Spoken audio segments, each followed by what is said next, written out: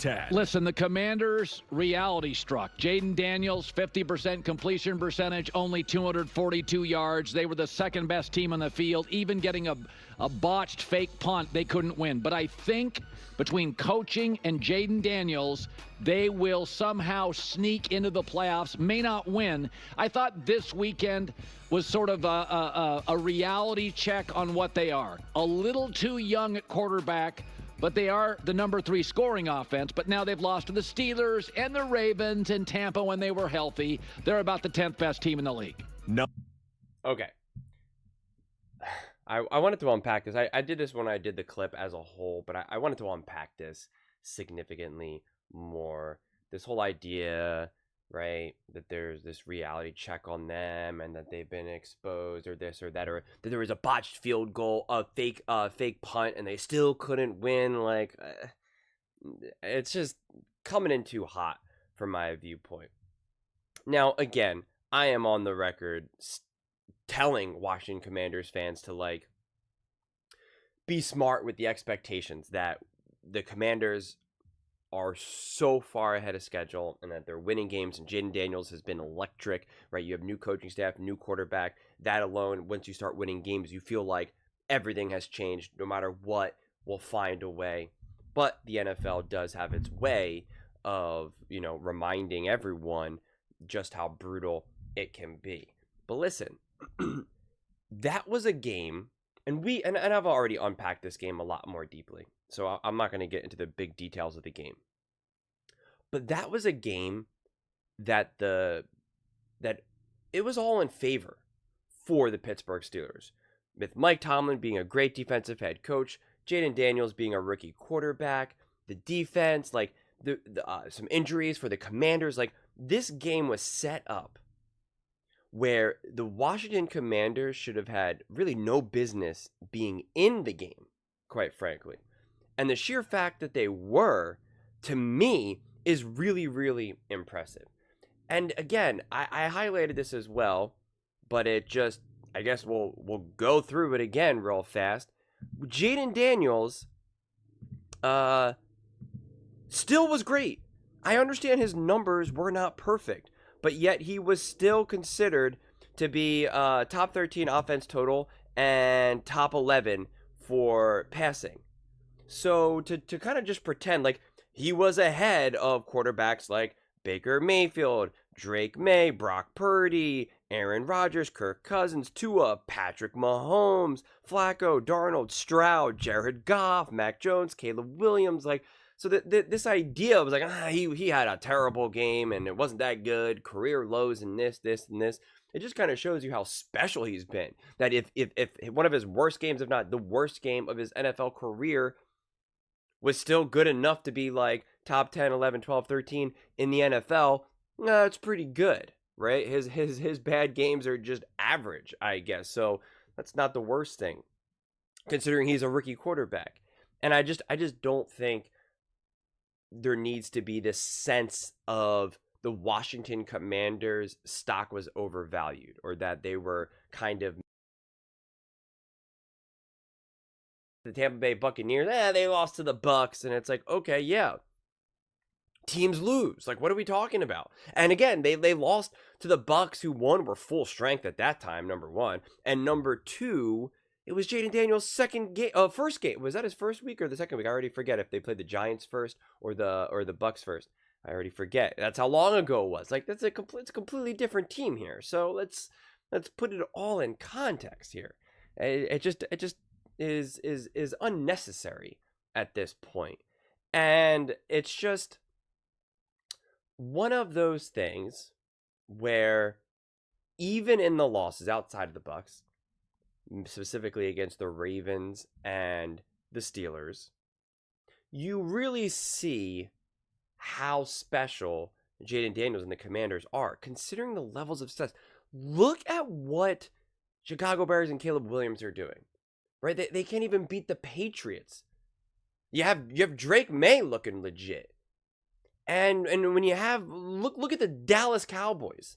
Look at the Buccaneers right now. Look at the Falcons. Look at all these teams. I'm purposely leaving out the true top elite teams. But look how those teams lose versus look how the Washington Commanders lose. And maybe the Bucs wouldn't be a good example because they actually hung in there against the 49ers and the Chiefs. So remove the Bucs from that one. Every single game for the Commanders, you feel that they have a chance to win. Again, outside of that one game against the Buccaneers. You really feel like, oh yeah, we can win this game. We can win this game. Let's go. You actually are feeling, hey, if we get the ball back and we're only down by a score, I like our chances. Right? You feel good about it. You're not like watching the game and you're thinking, oh my God, even if we get the ball back, we can't move. We can't move the ball. We can't drive. Oh my God, it's going to be desperate. You have that feeling. I've watched plenty of games when it's the other team gets the ball back. They're down by 6, whatever it be. They could be down by 3, 2, whatever it is. And you're just like, I know they have 2 timeouts left and there's a minute 45, but like, I don't know, man. They're going to really need to have to convert a few first downs, and I'm not seeing it. You just don't feel it, right? And that's the whole lore of Patrick Mahomes, that as long as he has the ball, you're like, oh, well, of course he's going to be able to move the ball. And any of these Washington Commanders games, you always feel, no matter whether they're winning, losing, whatever it is, you're never like, I don't know, man. We just can't get going. You always feel like you have a chance. That's a great place to be. And listen, maybe 10 is a fair number. I'm really not trying to figure out exactly where I put them. Are they 8? Are they 5? Are they like? It doesn't really matter. I take more issue with just kind of like the phrasing of it all. I just think is not entirely fair. But there was another clip that I wanted to show you that I actually didn't initially see on the broadcast. I don't know if it was visible or not in the broadcast. Honestly, as soon as the game was over, I might have just immediately turned it off and like I had to like go on to the next game to watch another game. So that's also possible. But to me, this video, this clip, it's very short. It's like 10 seconds long. Really highlights who the Washington Commanders are, what they're building, the sustainability of it, their resilience, and the fact that they have truly built a culture and a family. And I've talked about this for a few different teams, not many, but how important it is to have your team really cross this threshold and be a family. And now this is the point in the game that was, quite frankly, really, really a bummer, because this was the final stand. This was the final when I forget his name, when he jumps off sides, right? And that's the game. This was a key moment. It was like, let's go. Our last stand. We don't even know. Are they going to do it? Are they going to run a play? Are they not? You don't really know what the story is, but there's still that possibility. Let's go. Emotions are high. It's all intense. The Commanders are no strangers to a last-second win, obviously. And he jumps off sides.